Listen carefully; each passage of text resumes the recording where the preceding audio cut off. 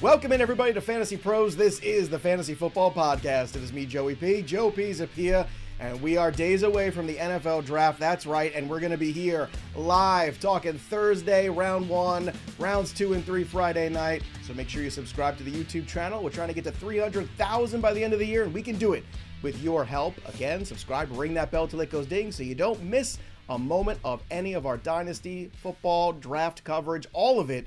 It's going to be here on the YouTube channel, and again, live. Make us your second screen experience, or as I keep saying, your first screen experience, because we're breaking it down fantasy style the way you actually care about it. So today we're going to do a 2-round mock draft, and we're going to be making some trades in there. So be patient, because some of the trades happen early, and then some happen a little later. So I don't want to put spoilers on there, but I'm just saying you're going to have to be on your toes in this draft. And of course, to help us do it, D-Bro, Derek Brown, the King of Bros, my Patty Cakes, Pat Fitzmaurice, and one of our favorite guests here of all time. I'm just so happy he made time for us because he's such a busy man about town these days. It's Brett Kollmann, the man behind the Film Room.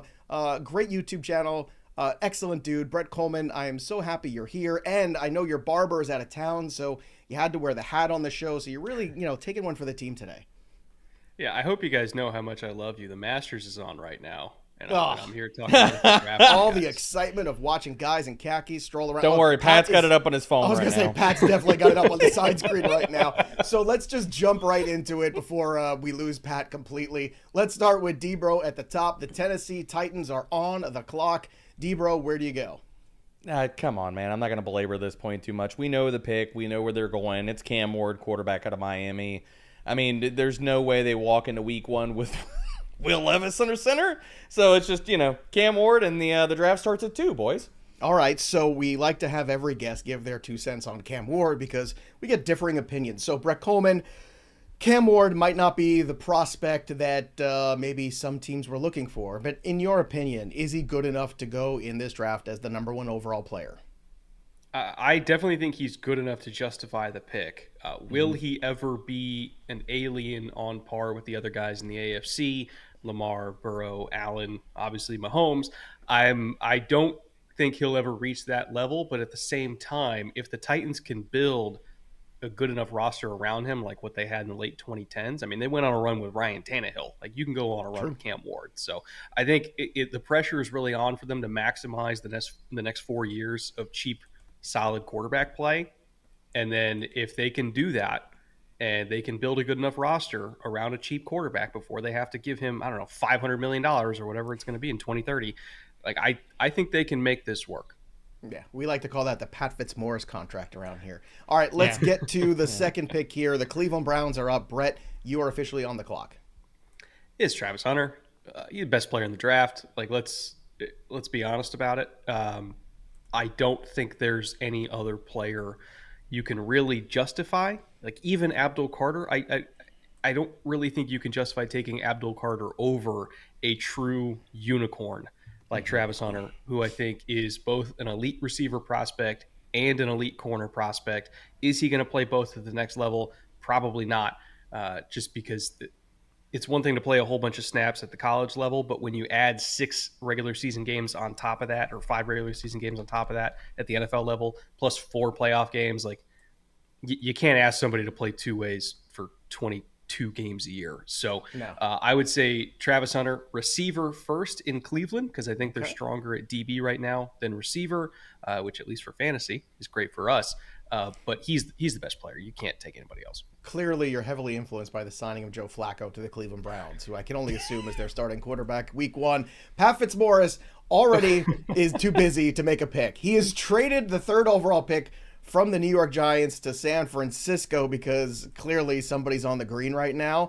So, Pat, I'll let you go ahead and continue. Pat hasn't said a word, basically. Pat, do you have anything to say about this trade here that you made while you continuously bet on the Masters? I do, Joe. The Giants are sending the number 3 overall pick to the San Francisco 49ers in exchange for the number 11 overall pick, the number 75 overall pick, San Francisco's first-round pick in 2026, and San Francisco's 4th-round pick in 2026. It's just, for the Giants, the best player on the board really isn't a player the Giants need. They have Brian Burns. They have Kayvon Thibodeau. They don't really need another edge. So they're going to move down 8 spots, pick up a 3rd rounder in the draft, and feather their nest in next year's draft with an extra first. All right, so Brett, you get to feather your nest with this pick for the 49ers because you're the one that moved up. So who is the selection that they have moved this capital for? Abdul Carter. Again, it can't be anybody other than Abdul Carter, and the Niners need Abdul Carter more than I think most people think they do. Yes, they have Nick Bosa, but if you look at the rest of their starting defensive line, especially the ones that are going to be on the field on third down, it's Jordan Elliott, Evan Anderson, and Yetur Gross-Matos. They need Abdul Carter. And not only that, but getting contract control on Carter for the next 5 years while you're going to have these massive cap hits for Bosa, it kind of helps even the scales a little bit for their spending at the edge position. You get one of the better duos in the NFL on paper. And I think when the Niners are great, it's when they have an identity that revolves around them being great in the trenches. Mm-hmm. That has really fallen off over the last couple of years, especially on the defensive side of the ball. They have to rebuild it. They have to get Abdul Carter. I'm willing to spend the money to do it. All right, so Abdul Carter, which makes me upset because my Patriots and a lot of these mocks, he's landed there, and I'm very happy. So New England at 4, Derek, do they just settle for the offensive lineman here? Yeah, we're just going to go with the chalk pick. It doesn't make it the wrong pick, Joey. No. Will Campbell, offensive tackle at LSU. I mean, I think the onus for the Patriots should be one of two things at the top. They've done a lot of revisions and overhaul on the defensive side of the ball. It's either you're getting blocking help for Drake May up front, or you get him a pass catcher, and they're addressing the offensive line here. Well, hopefully we'll get one of those too. Brett, back to you for the 5th pick. As Pat continues to watch the Masters, Jacksonville is on the clock. Have you guys done Ashton Jeanty to the Jags yet? Because I really think that makes a lot of sense, and it's a scenario that most people are not really exploring, right? And if you're looking at the Jags roster, like, okay, yes, they have ETN as a starter, but is Travis Etienne, who I think has 1 year left on his deal, a good enough football player to make you think, nah, we don't need Ashton Jeanty? Like, for me, if you're trading ETN, you're probably getting a 4th round pick for him at best. And to me, you don't pass on a player like Ashton Jeanty because you already have a running back who might be a 4th round pick at best if you're trading him. And Tank Bigsby, I think, is a really solid number 2, but again, contract control only for the next 2 years anyway. So I think running back is a sneaky need now and in the future for Jacksonville, and I might as well fill it with a blue chip talent. Well, you think they would then trade ATN if they made this pick? Because that seems like the smart thing to do. I think so. Right. Yeah, I just think kind of free up that space. Yeah. So this is probably another one of these, okay, now we're into day 2 and day 3. You see guys start to move. And I think there's going to be a lot of trades actually throughout this draft. Let's get to the Las Vegas Raiders at 6. Pat, I know we're at a commercial break, so you have time to make a pick. Let's go. Raiders are up at 6, and so are you. Oh, man. The Raiders had unopened boxes of Ashton Jeanty jerseys in their team shop, and Brett just completely foiled our plans here. So, the Raiders are forced to make a pivot here, and they are going to go with Shedeur Sanders, quarterback of Colorado. Geno Smith is the guy for 2025, but Geno turns 35 in October. The Raiders want to get their quarterback of the future at some point, and Brett kind of forced the issue and made them make that move now. So they get Shedeur, a tough, cerebral, highly accurate passer, and that's going to be their quarterback beyond Geno going forward. That's perfect because Carroll's contract will be there in a couple years when he turns 107, and then Dion has his path to the NFL. It's perfect. All right, let's go to number 7. The New York Jets are up. D-Bro, you're on the clock. I'm just going to give them trench help. I mean, a defensive-minded head coach, you know he's going to go to the trenches, he's going to go to the defensive side of the ball. Let's give him Mason Graham, defensive tackle out of Michigan, baby. Okay, getting tougher on the trenches for the Jets. Now we're going to talk about the Carolina Panthers at 8. We always tend to find defense going in this first pick for them. Brett, or is that where you're going as well? I am also going defensive tackle. Walter Nolen, he's my highest graded DT in this class, even over the Michigan kids. I understand there was some concerns about him off the field, but from what I've checked into, it's nothing really like that crazy or that important. It's more so just young kid being young kid. You get him into an NFL environment around locker room leaders and kind of, let him develop into a pro, and then he can maximize his God-given talent, which is better than every other DT in this class. Like, he came out as a bona fide 5-star, like, top player in the entire nation when he was in high school. He's still that level of talent now. You get him into the right environment, which I do think Carolina is. especially with the culture that Canales has built there. Like, I think you can really, really maximize one of the most talented overall players at any position in this whole class. Okay, next up, the New Orleans Saints at 9, Pat Fitzmaurice. Will Johnson, cornerback, Michigan. The Saints need to get better at cornerback. Kool-Aid McKinstry, he's a keeper, but then it's Isaac Yiadom, who was sort of an affordable free agency stopgap. Alante Taylor, Ugo Amadi. New Orleans needs another good cover man, and they get one here with Will Johnson. That puts the Bears up at 10, Debro. Well, Brett, I'm curious what you think about this one. I'm going back to D-tackle, baby. They're just flying off the board. We're going to go defensive tackle Kenneth Grant out of Michigan. I know that they made additions to the defensive line. Grady Jarrett, what are we going to get out of him at this point of his career? Gervon Dexter has been solid, but not a difference maker. I think the Bears still need to fortify the trenches here, so Grant can do that for them. All right, let's take a quick break here because the best time is now, if you're a basketball fan, to start making some money with all the thrills and playoff drama. And if you're done sitting on the sideline, you're ready to win some real cash, check out Pick 6 from DraftKings, because when it comes to basketball payouts, DraftKings Pick 6 posterizes the competition, including prize picks. When you hit all your picks, you'll score higher minimum payouts on Pick 6 than flex plays on prize picks. And best of all, you'll win even more cash if you outscore the competition. So, basketball playoffs are here. Cash in with Pick 6 from DraftKings. Download the DraftKings Pick 6 app now and use that promo code FANTASYPROS. That's code FANTASYPROS for new customers to play $5, get 50 in Pick 6 credits. Better payouts, bigger wins, only with Pick 6 from DraftKings. The crown is yours. Now, since we had a trade earlier, we're going to have to now bring Pat back in here. I hope you don't select Bryson DeChambeau for this selection for the Giants. That would have been a really weird thing.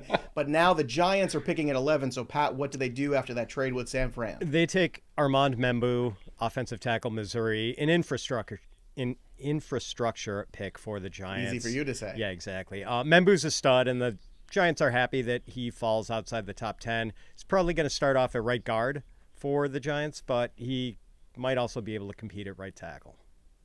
All right, sticking with Pat Fitzmaurice for the 12th pick here. It's a little awkward, same division. The Dallas Cowboys are up next, so where do the Cowboys go at 12? With Tetairoa McMillan, wide receiver, Arizona. CeeDee Lamb needs a running mate. Tet McMillan is going to be the T. Higgins to CeeDee Lamb's Jamar Chase. Okay, the peanut butter to my jelly, Derrick Brown, you're up next at 13 with the Miami Dolphins. I think this pick is lock set with a tackle, considering Teron Armstead's retirement. So I'm going to give them Kelvin Banks, tackle out of Texas. Okay, let's do the 14th pick now for the Indianapolis Colts. Brett Kollmann, you're on the clock. If this is not Tyler Warren, I will be stunned in the real draft. Like, this team desperately needs a good tight end. I'm not going to say that Anthony Richardson played particularly well last year, but at the same time, there were plenty of huge plays that were left on the table because tight ends just straight up didn't turn around and look at the ball when it bounced off the back of their heads. So just getting any competent tight end play in Indy would go a long way towards Anthony Richardson also taking that next step, which I think for those of us that are heavily invested in him in Dynasty, we would appreciate that a lot. I feel like when you say those of us, you might be saying you. I just small feeling I have there. Tet McMillan, first wide receiver off the board. Is he the first wide receiver on your board, just out of curiosity? On mine? No, I've got Golden at wide receiver 1. I think he's the most if you're just looking at what projects to succeed in the NFL, I think it's Matthew Golden. He reminds me a lot of Brandon Cooks, which is why I think he could easily go at 12. And then, after Golden, it's pretty much a dead heat between Jaden Higgins and T-Mac, and they do different stuff. Like, I think they have different skill sets, and you could argue for either one of them. I think all of them are going to be first-round picks. I just love the fact that Golden is your number 1. Do you hear that, D-Bro? That's the guy. I love the fact that he brought up Jaden Higgins, baby. That's where I'm going with it. You learn to love Golden. I was telling you about Golden back in November. I said, listen, this is the kid, I'm telling you right now. So I love it when we have a guest on as smart and handsome as Brett Kollmann to make that sort of assessment. All right, let's move on here because Warren's a guy that we've given out a couple times now to the Colts. So at 15, Atlanta Falcons. Pat, we going to the edge again? We are. We're going with Mike Green, the edge from Marshall. Joe, I bet an uncomfortable amount of money that the Falcons are going to take a defensive lineman / edge with their first pick in the draft. And that's what they're going to do here. The Falcons were 31st in sacks and 25th in pressure rate last year. They need a pass rusher. Green had 17 sacks last year for Marshall. He was terrific in Mobile during Senior Bowl week. Mike Green can give the Atlanta pass rush some steam. I'd just love to know what that number is that makes Pat uncomfortable. Let's get to $16 $10 Arizona Joe. Cardinals. It's $10. Telga $17.50. Arizona is up next. D-Bro, that's back to you. I don't think the Cardinals want to go to war in 2025 with the starting outside duo of Max Melton and Sean Murphy Bunting again. So I'm going to give them a corner. Give them Jahdae Barron, cornerback out of Texas. Okay, Brett, back to you for the Bengals at 17. Bengals at 17. If they don't take a guard, something is very, very wrong, especially when you have Grey Zabel on the board. So Grey Zabel, come on down. Like, they probably already have it written in pen, and they're just praying to the football gods that they get to submit it. Yeah, that would be a good selection for them for sure. At 18, the Seattle Seahawks, Pat Fitzmaurice. They are also going interior line with Tyler Booker, guard from Alabama. A glaring need for Seattle on the interior of the O-line, and they get the best pure guard in the class. That's not a knock on Zabel. I'm counting him as kind of a Swiss Army knife who can play anywhere. Okay, D-Bro, Tampa at 19. Todd Bowles is running this pick to the podium. Kalijah Cansey has not worked out to this point. All the testing measurables, we are going to go with Shemar Stewart, edge out of Texas A&M. Okay, that puts the Denver Broncos up at 20, and Brett Kollmann, the pick is yours. The chalkiest of chalk picks ever, Omarion Hampton. Give him to me. Yeah. I got to ask you guys. Let's just say Omarion goes to Denver and Jeanty goes to either Jacksonville or the Raiders. How close do they go to each other in Dynasty? Is Pat, it you're 1 the and 2 Dynasty automatically? guy. You're the Probably 1 and Dynasty 2. guru around these parts. What say you? I think it's 1 and 2, but I mean, Hampton, that is probably the dream landing spot for him because of how much Sean Payton uses his running backs in the passing game. And we've seen that Hampton can be really productive as a pass catcher. Like, he's not just a big thumper of a back. Like, he's really useful in the passing game too. So, yeah, that would be – go ahead, Brett. Let me complicate it for you then. Ooh. Let's say he gets to 7 and the Jets say screw it. Oh. Yeah, that's – Are we assuming Breece Hall's on the move, or is Breece staying? No. Let's say all of them are there. Oh. Well, I What do you read do? something today where they were talking about moving into some sort of weird committee system with all those guys, which is going to hurt Hall. You're D-Bro, talking if about that. But you remember, you're looking at contracts, and Breece, I think, has it's either 1 or 2 He's a free more agent years. after this year. I feel like they he gotta would pay him. demand out of there then. That's my feeling if that happened, but doesn't mean you get your wish. D-Bro, what happens when that situation gets real muddy? If Jeanty goes to the Jets and Hampton's at the Broncos, you will probably see some dynasty rookie drafts where Hampton goes over Jeanty. yes. I'm saying. And I wouldn't be doing it. I just want to be on record that I wouldn't be doing that. But you will see But in drafts where redraft, that probably happens. In redraft, I would think Hampton would become more valuable in that scenario for sure. I'm just Probably. saying. But, that's without a doubt. All right, let's go to 21, the Pittsburgh Steelers. Pat Fitzmaurice, what do you have for us? Oh, this might upset Jaxson Dart fan club president Derek Brown. Oh. A lot of people think this could be where Dart goes, but I don't know if the Steelers want to bet on Dart as their QB of the future, and Pittsburgh doesn't have a second-round pick. So I think the Steelers need to get some sort of immediate help with this pick. So they're going to take Derrick Harmon, the defensive tackle from Oregon, a disruptive presence on the D-line who has some positional versatility. They can play him next to Keanu Benton as a 3-4 end, and he's going to help make the Steelers' front seven nasty. That makes the Pittsburgh Steelers now officially this week's Chasing Challenges segment, brought to you by Microsoft. Just like the athletes who push boundaries and redefine what's possible, business decision makers today are turning challenges into opportunities, and Microsoft meets you where you are with tools and guidance to help you make an impact with safe, secure AI solutions, which I think Mike Tomlin could use a few of those. And whatever challenge you're facing, Microsoft empowers you with the expertise to say, bring it on. In this segment, we're going to spotlight the challenges that lie ahead of the Pittsburgh Steelers, because what the hell are they doing right now at the quarterback position? This is a complete S show. You got Mason Rudolph now hanging out there. You're waiting for Aaron Rodgers to come out of his latest darkness retreat to see if he really likes you to play for you. As of recording this, we don't know what's going on here. And if they don't take Jaxson Dart, at least take a moment, just because they're gun shy, because the Kenny Pickett situation didn't work out. You threw a dart at him. It didn't work out. Why don't you throw a dart at Jaxson instead? Because that kid has a lot more upside, in my opinion anyway, to possibly be your quarterback of the future. Otherwise, you continue with this team that might scrap together 10 wins, make the playoffs and lose.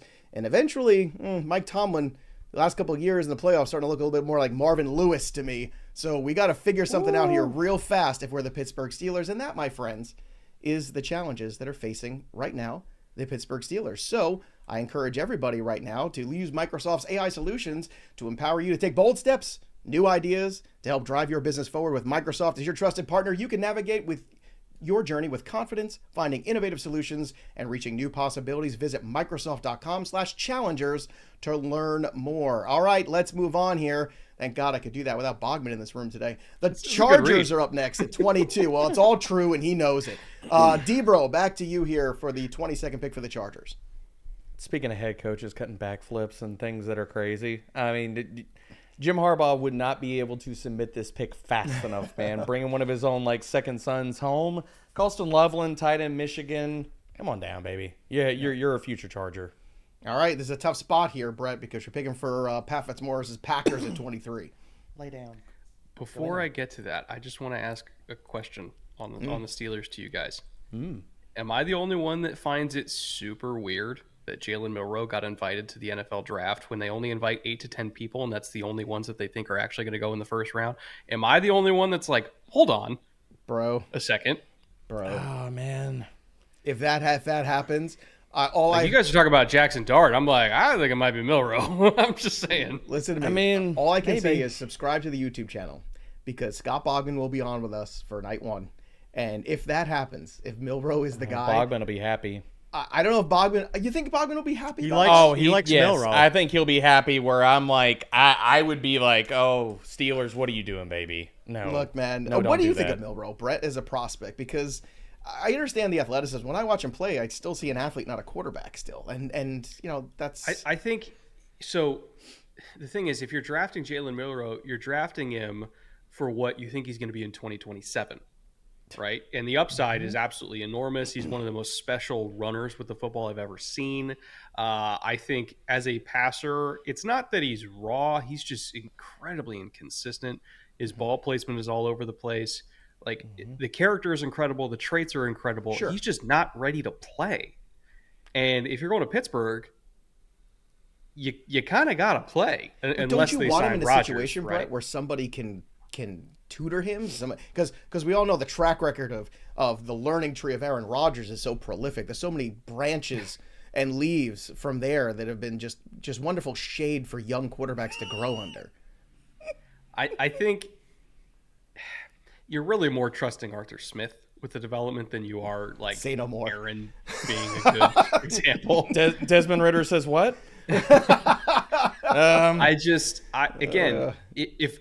If I am in Milroe's camp, I want him, and let's just say he has to go in the first round. Like the NFL is holding a gun to every single owner's head and say, you will take this kid in the top 32. If I'm Milroe, the place I want to go is the Rams because A, doesn't have to play. B, Sean McVay knows how to develop guys. That is the dream scenario. I don't necessarily think Pittsburgh is a great fit for him for a lot of reasons. Doesn't mean that Pittsburgh can't take a rookie quarterback, but if Pittsburgh's taking a rookie quarterback, I'm looking at Kyle McCord on day 2. The Rams scenario works a lot. You got the great coach there. You got Stafford. That's a place where if Milroe went, then all of a sudden, actually, I'd be able to go, okay, well, this is a couple of years here, maybe 2 years for him to learn under Matthew Stafford. That's a good spot. So now we can disappoint Pat with a Green Bay Packer pick. Go ahead, Brett. Well, I don't think this would disappoint him because I think Donovan Ezeiruaku is really, really good. Okay. And this is a team that I think had an effective pass rush overall in the aggregate. If you're looking at overall pressure numbers and pass rush win rates as a team, they were not terrible, even though Packers fans think they were. The problem is they just didn't have that one alpha pass rusher that they could really count on to take over a game. They didn't have their own TJ Watt. So I think you bring in Donovan Ezeiruaku, and he can be your alpha edge rusher that I think is going to be more effective than most of the ones they currently have. And I know Packers fans are scarred by the LVN pick because they're like, oh, great, another first-round pass rusher. But Ezeiruaku is a very different profile than the ones that the Packers typically favor. They like these big, 270 plus pound, heavy-handed edge types. Ezeiruaku is 250 and is a flamethrower off the edge. So he's a different style than what they normally get. And I think he would give them something that they don't have, which is somebody who can actually close out a drive on third down by themselves. All right, Pat, there's a good argument. Minnesota is up next, Pat, at 24. That's you. Yeah, and just to piggyback on that, Ezeiruaku did play for Packers defensive coordinator Jeff Hafley at Boston College. So the fit does make some sense. You've gone full Erickson. You've connected all the strings on the big board. All right, now I have to make the pick for the hated Minnesota Vikings, at least if you're a Packers fan. But I'm going to do right by the Vikings and find them an heir to Harrison Smith, who's, I think, 36. And give them safety Malaki Starks of Georgia. Just really highly productive. I know Starks isn't the number one safety on everyone's board. It's kind of a film versus testing thing, maybe. But I personally think Starks is the best safety in the draft. All right, D-Bro, let's move on here. The Houston Texans are up next at 25. It's typically been O-line. Is that where we're sticking today? Yeah, I'm going O-line. And I think the signing of Cam Robinson means that they don't have to rush this guy that they're pushing the draft button on, but he's going to be a big part of their future. I'm going to give them offensive tackle Josh Simmons out of Ohio State. Well, Brett, it just so happens you're on the clock here at 26 for the Rams. So is this Brett's the Jalen Milroe pick pick here next?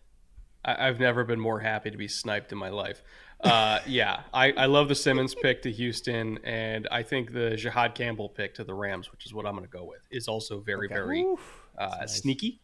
I think most people don't expect Campbell to get here, but in this scenario, which, by the way, every pick leading up to this has made sense. So it is possible that Campbell gets to 26. But I think the Rams would absolutely love that because, A, they need an off-ball linebacker, and B, they need an off-ball linebacker that can blitz, and Campbell could do that. So, yeah, bring me Jihaad Campbell. You get 5 years of contract control. The contract issue is the reason why they didn't bring back Ernest Jones in the first place, even though he also was a great blitzing off-ball linebacker.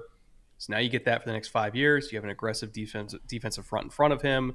And I think the theme of 2024 would continue to 2025, which is do not get into 3rd and 8 against the LA Rams. All right, Pat, Brett, I think this is definitely plausible, by the way. With the shoulder stuff coming out recently, I think he could fall here. Potentially, and I'll take it. Yep. Pat, that puts you back on the clock for the Ravens at 27. Yeah, the Ravens are all about catching the falling value, and Mykel Williams is typically being mocked somewhere around the middle of the first round. He falls to the Ravens at 27, the edge from Georgia. Just a high upside pass rusher. Williams is 6'5", 267 pounds with a nearly 83-inch wingspan. Also some pretty remarkable strength, and he's only 20 years old. One of the youngest players in the draft, I think. He doesn't turn 21 until late June. D-Bro, back up at 28 for the Detroit Lions. I'm going to keep the Georgia run going, baby. I'm going to give him Jalon Walker, linebacker out of Georgia. Again, he's not going to be a fit for a lot of different teams, but I think Detroit found out after this season, after the injury bug bit them hard, they have to get more pass rush. All right, that brings up the Washington Commanders at 29. Brett, that pick belongs to you. Well, I talked about Matthew Golden earlier, and he is still somehow on the board. So give me yet another weapon for Jaden Daniels. I think these two would make sweet, sweet music together, along with Terry. And, is it their top need? No. Is it fun? Yes. And that's what matters to me. Well, it's definitely fun, but, I mean, do you think if, let's say it did come to this and Golden was still on the board here, I mean, obviously you made the pick, but they could use safety help. They could use, defensive help, period, with the fact that they did make that move for Debo. Do you think they would still push for another wide receiver? Part of me... I do. I like, especially at receiver, when you're a team that's going to be playing a lot of 11 personnel, part of me wants to insulate them from a potential worst-case scenario beyond a Jaden Daniels injury, which is a Terry McLaurin injury. Because for a team that runs 11 as much as they're probably going to do again in 2025, if you're walking out there with Noah Brown and then X-year-old Debo Samuel as your top two guys and your number 3, like you're hoping for the best from Luke McCaffrey or KJ Osborne, like is that a receiving core that really puts the fear of God in you if Terry's gone? Not really. So I would love to infuse more talent into that room. Debo also a free agent after this year too. So. True. No, it's true. But I'm sure, one or two people in the YouTube comments are going to say, but they just had Deebo Samuel. So I want to answer that question now and put it out in the ether. X years old Pat Fitzmaurice, you're up for the Buffalo Bills at 30. They're going to take Nick Emmanwori, the safety from South Carolina. Safety is kind of a need for the Bills. Emmanwori posted a perfect 10 relative athletic score, 4.38 speed, and a 43-inch vertical jump. He gives the Bills secondary a booster shot of athleticism. I have to ask Brett, who do you prefer, Malaki Starks or Nick Emmanwori?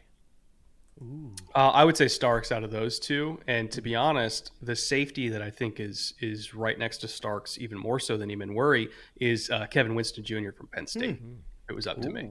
Okay, look at that. All right, let's go to 31 here. Kansas City Chiefs, Debro. Well, Kansas City believes that they solved one of their tackle issues with signing Jalon Moore. We'll see if that pans out or not. Juwan Taylor has not been good for the last few seasons. They need an upgrade at the tackle spot. I'm going to give them Josh Conerly, offensive tackle out of Oregon. Okay, next up here, and the final pick of the first round, that belongs to Brett for the Philadelphia Eagles at 32. I think corner is a sneaky need for the Eagles.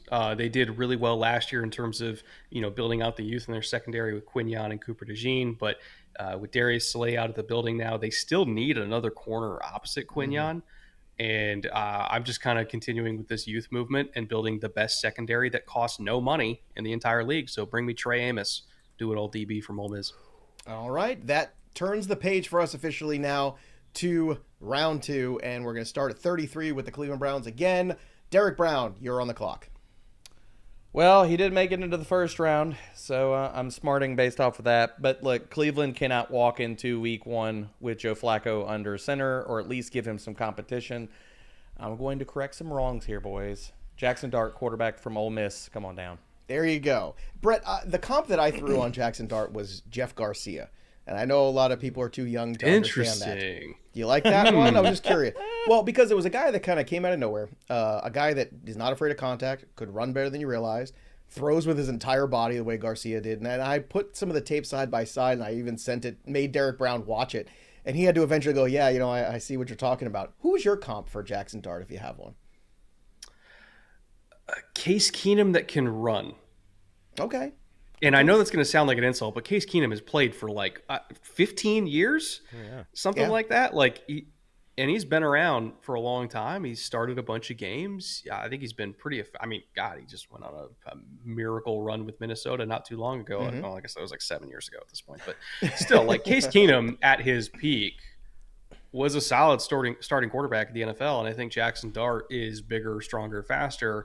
Play style wise, I think he reminds me a lot of Keenum. And so if he can be Case Keenum, but potentially with more juice as a runner, I think, that could start in the NFL. But just like Case Keenum, I think it's going to take him a few years to get there because he's coming from a Lane Kiffin system that is not remotely similar to what he's going to be asked to do in the NFL. So he has to go somewhere that I think he can sit, and maybe that's Cleveland because they have Flacco. I'm curious to get your guys' opinions on this. Well, I'm looking forward to the film room episode where you break down Jeff Garcia and Jaxson Dart after I could get some early 2000s All-22 to do that. I want to see it. I will be there. Send me the link as soon as it drops. I want to watch it because I think you might see some of the same things I'm seeing. Pat, I want to get your take on Dart too because we didn't give him out in the first round. If he goes to Cleveland here in the second, do you think this is a spot where he can take his time, no pressure to start week 1 in the second round, right? So do you think Dart would be in a spot here with Stefanski where he might actually be able to realize Case Keenum plus? It would be good if he had time to learn because I don't think he was asked to read the entire field under Lane Kiffin. And I've heard some people suggest that, were it not for Lane Kiffin's system, Dart would not be regarded as a day 1 or even day 2 prospect. So I do think a year of seasoning and sitting and watching and learning could help him a lot. All right, let's put Brett back on the clock here at 34 for the New York Giants. I really like Emeka Egbuka. He is the type of receiver that I think is going to play for a long, long time as a high-end wide receiver 2, potentially low-end wide receiver 1 in the league, depending on where he goes. That kind of Zay Flowers tier of player, right? Where it's if you need him to be a 1, he could be a 1. But, boy, if you pair him with Malik Neighbors, that's a very, very high-end too. Okay. Now, the Giants, I think, still need long-term answers at quarterback, but whoever is there, throwing to Malik and to Egbuka, being protected by Membou, being protected by Andrew Thomas, like we could make that work with Russ. Okay. Very good. And don't worry, I'm sure they'll have 3 or 4 wins next year and they'll be right back in the quarterback conversation. The Tennessee Titans are up at 35. I am salty today. I don't know why. It's Friday. Let's get the Tennessee Titans at 35. Pat Fitzmaurice. Well, one of the options here was just taken off the table. They would have been interested in Emeka Egbuka for sure. Instead, the Titans are going to take James Pearce, the edge from Tennessee. They do need a pass rusher to replace Harold Landry. They look in-state and find one in Knoxville. And, as a potential first-rounder, Pierce looks like a pretty good value early in the second. And they're just going to have to wait on wide receiver until round 3 or beyond, I guess. That puts up the Jacksonville Jaguars at 36 and Debro.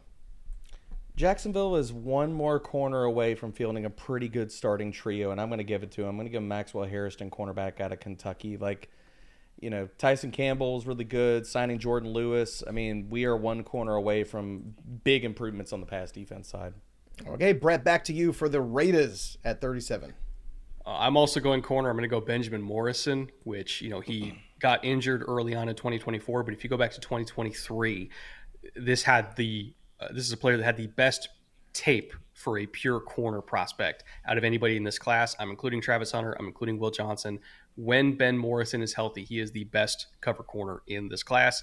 Getting him at top of round 2, I like that a lot. Pat, you're back up for 38 for the Patriots. Yeah, they're going to take Missouri wide receiver Luther Burden, the third. And if Burden had been able to come out after a sophomore season, he probably would have been a top 10 pick. The Patriots get him at 38 overall. He can be a short area target for Drake May. LB3 is just electric in the open field. He can turn those short completions into big gains. I know Debro hates Burden, but I think this is good value for your Patriots here at 38. Wait, is it 38? Yeah, 38 overall. Brett, I'm curious because, Burden goes here. Jaden Higgins still on the board. Who do you think is a better fit for the Patriots and Drake May? I mean, it kind of depends on what you're trying to get out of him, right? Like if you want a vertical threat, a ball winner outside, it's going to be Jaden Higgins. I think if you want to generate cheap completions and yak opportunities for Drake, I think Luther Burden fits that kind of role. It just depends on what you really, really want and what kind of system they want to run there. But you can make either of them work. Yeah, I think I would rather have Higgins personally because I think Drake May's mobility allows you a little bit more time to get guys downfield a little bit. So I honestly, I'll settle for either because we don't have any of it right now. Next up here, the Chicago Bears at 39. Debro, you're back on the clock. Chicago went D tackle round 1, and everybody's been mocking Jeanty to them or some semblance of giving Chicago Bears their answer and Ben Johnson their answer at running back. I'm going to give them the guy that is, I'm not saying that he is Jahmyr Gibbs, but he is the closest thing in this draft class to Jahmyr Gibbs, is being lightning in a bottle. I know people are going to say, but DeAndre Swift is there. Look, they can still trade Swift away and ask Roschon to be the early down thumper in this offense. I'm going to give them Travion Henderson, running back out of Ohio State. Okay, so running back off the board here, Travion Henderson. That puts the Saints up at 40 for Brett. Well, I just mentioned Jaden Higgins, and I cannot abide by him falling any further. And I know a lot of people would look at New Orleans roster and say, do they really need a receiver? They got Olave, they got Cooks, they got Rashid Shaheed. Brandon Cooks is the only receiver that's going to be on the roster after 2025, at least based on how their current contracts are structured. Mm-hmm. So, yeah, they kind of have to future-proof the position a little bit. And if I can get a potential number 1 with Jaden Higgins, I'm going to do that, especially at 40. All right, that brings the Bears back again at 41. Pat Fitzmaurice, that's to you. The Bears select Azareye'h Thomas, cornerback, Florida State. The Bears could maybe use an upgrade over Tyreek Stevenson at cornerback. Thomas is a physical 6'1" cover guy who could join Jalen Johnson and Kyler Gordon to form a really good cornerback trio. That puts the Jets up at 42 and Derrick Brown. Well, Sauce Gardner needs a running mate. I know that the Jets signed Brandon Stevens. I have that's hard math to consider him as the definitive starting outside corner, considering what he's done over the last few years. I'm going to give them another corner here. Let's give them Darian Porter, who tested like a monster at the combine, cornerback out of Iowa State. San Francisco back at 43 for Brett. I'm going back to the D-line because they need it that badly. So we took Abdul Carter in the first after a trade up. We're taking Alfred Collins here in the second. So we have a dominant defensive tackle, in between two dominant edges. That's our identity. All right, Dallas Cowboys at 44, Pat Fitzmaurice. Dallas is going to go offensive line with Donovan Jaxson of Ohio State. Right tackle and right guard are question marks for the Cowboys. Jaxson could potentially fill either position. He gives the Cowboys a little bit of versatility on their O-line. That brings up 45, and that's Indianapolis Colts and Debro. The Colts cornerback room still needs some help. I know they brought in Charvarius Ward. They still got Kenny Moore. I have a hard time believing they're going to walk into week one with Jalon Jones or Juju Brents opposite those guys. I'm going to give the Colts Savon Revel, cornerback out of Eastern Carolina. Okay, another corner off the board, which brings us to 46 in the Atlanta Falcons. Brett, that's yours. I am doubling down on edge for the Falcons, and I know they took Mike Green in the first round in this mock. I don't care. They need more than one guy. So we got Mike Green opposite of Braden Swinson from LSU. We still got Leonard Floyd there. I know Arnold Ebiketie is still there too. He hasn't really turned into what they want. I'm tired of this franchise going a decade or more without having a competent pass rush. So I am just taking a shotgun approach here so that they could finally rush the passer. Yeah, double dipping on the edge rushers here. At 47, the Arizona Cardinals, Pat Fitzmaurice. They want an edge rusher too, so they're going to take Landon Jackson from Arkansas. Debro gave the Cardinals Jahdae Barron in the first round. I love that pick. Let's continue to crank up the pass rush and make the passing game better with Jackson, who just a freak athlete. He posted a relative athletic score of 9.88. He's just a berserker off the edge. All right, let's get to the Miami Dolphins at 48, Debro. They filled a huge need in round one. They have a huge need if you look at their depth chart at D tackle right now. I'm going to fill that need here. Tyleik Williams, defensive tackle out of Ohio State. All right, at 49, the Cincinnati Bengals. We have a trade alert here. The Houston Texans are moving up. Cincinnati is giving up pick number 49 and 153. Houston is giving 58 and 89. So Houston is now on the clock. Brett, what are the Houston Texans moving up for? They are moving up for a guard because they desperately need one. I am double dipping once again at offensive line for the Texans because they put themselves into this position where it had to be done. So I'm doing it, and I'm willing to give up the extra pick to make it happen. Jonas Savainea. There we go. I told myself I'd nail the pronunciation by draft day, so we're almost there. He is both a left tackle and a right tackle at Arizona. Sometimes would play both positions in the same game. I think he's also going to be a dominant guard in the NFL, but he can flex out to tackle if you absolutely need him to. Like if you take on injuries, he can do it, which is why for me, he is this draft's version of Elton Jenkins. That puts up Seattle at 50, Pat Fitzmaurice. Seattle's going to take Alec Iomanner, wide receiver of Stanford. Seattle has Jackson Smith and Jigba and Cooper Kupp, two guys who have primarily been slot receivers. Let's give them a big outside receiver. Iomanner needs some refinement, but he is one of the most physical receivers in the draft. Also needing some refinement, Derrick Brown. You are up at 51, the Denver Broncos. I love how you threw that together. I tried. Travis Hunter, by the way, is very, very happy that Iomanner is not getting drafted in his conference. Just saying. But I'm going to give Denver a big body wide receiver that fills a need for them. And I don't even know if I'm the highest person on this show on my dude Trey Harris, wide receiver out of Ole Miss, because I know, Brett, we've talked about him in text, dude. Trey Harris is a baller, right? I love Trey Harris. Like I think he's a starting X receiver in the NFL. Yes, I would play him day one. I would adore this. Okay, good pick here. Denver having a good pick for the offense. Let's go back to the Seattle Seahawks for their second pick in the last three. Brett, you're on the clock. Fun little stat for you here. So there's 134 teams in the FBS, and I believe Indiana was 103rd in terms of number of A-gap runs faced on defense, and yet they were fourth in all of the FBS in terms of tackles for loss or no gain on A-gap runs. They also were the best in all the FBS in terms of average depth of tackle in the A-gap by like a half a yard over number two. And that's because they had CJ West, a truly dominant force at defensive tackle, one of the best nose shades in this entire class. I think he's going to be a second-round pick, and I think he's a dream fit for Seattle that desperately needs a nose tackle so they don't have to keep playing Byron Murphy there.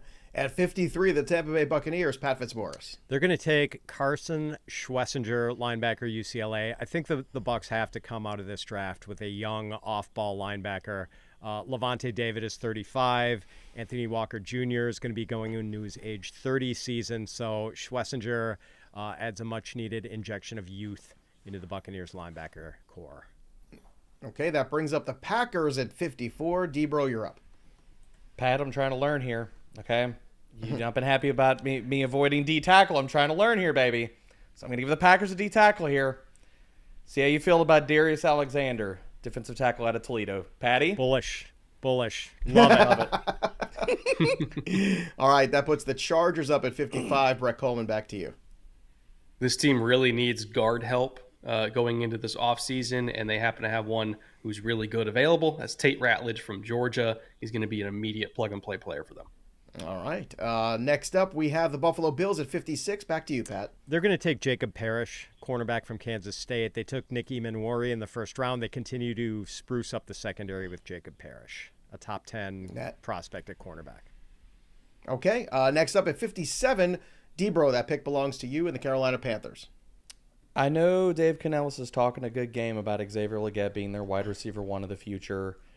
I'm sorry, like last year when Adam Thielen and Jalen Coker are out targeting him on a weekly basis, I like Xavier Legette. I don't think that he's a future number one wide receiver, but I am going to give them a guy that I think could be their future wide receiver one in that building. I'm going to give them Jalen Knoll, wide receiver out of Iowa State. All right, so from that earlier trade, the Cincinnati Bengals are now picking at 58. Brett, what do they do? I'm going to go with Omar Norman-Lott. This team really needs pass rush help. He is one of the most efficient interior pass rushers in the last decade in college football, like truly a freak of nature as far as rushing the passer goes. I really can't let him fall any further than this.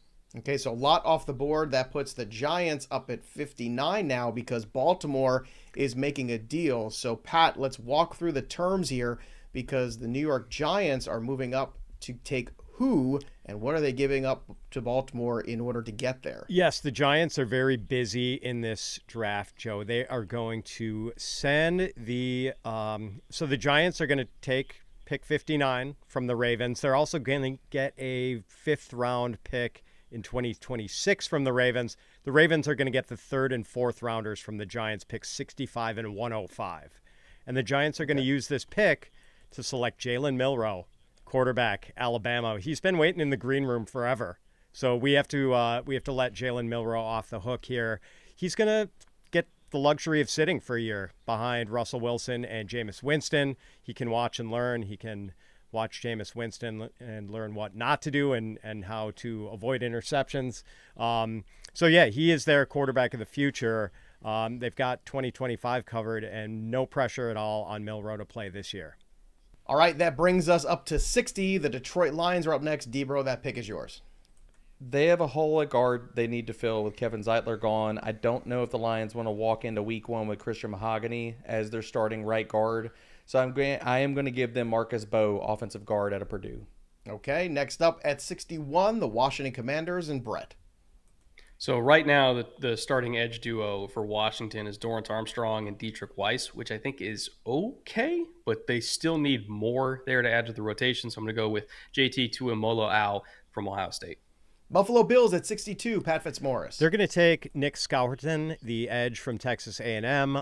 Some mocks have Scourton going in the 1st round. The Bills get some value on an intriguing edge guy late in the 2nd. At 63, Debro and the Kansas City Chiefs. They have tried the Isaiah Pacheco show. They have tried Kareem Hunt. They signed Elijah Mitchell. They're trying this committee approach to the backfield. I don't think it's going to work in 2025. I'm going to give them a guy they can lean on, give 20 touches per week to. And with this team switching more to a run-first approach over the last few seasons, let's give them Caleb Johnson, running back out of Iowa.